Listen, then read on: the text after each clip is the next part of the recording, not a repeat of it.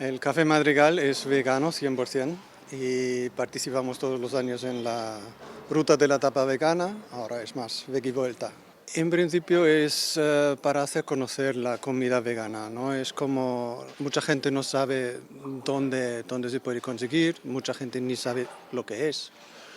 Y eso lo hace más fácil, es que tienes una ruta que tienes ofertas bastante económico.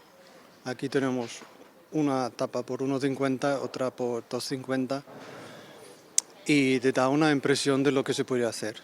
Este año tenemos un foie gras con manzana caramelizada y una tortilla de patata con chorizo y queso, pero claro, todo en versión vegana. Bueno, pues hacemos donuts artesanales, 100% veganos, y es un producto exclusivo. De momento somos la primera tienda en Valencia que ofrece este producto vegano, 100% vegano, y lo que hacemos es la máxima variedad que podemos, todo casero. Pues todos los años se intenta que la mayor cantidad de ciudades posibles hagan tapas especializadas veganas, tanto en restaurantes que sean veganos como en otros no veganos que quieran participar, para dar a conocer un poco este tipo de alimentación, este tipo de filosofía de vida, ¿no?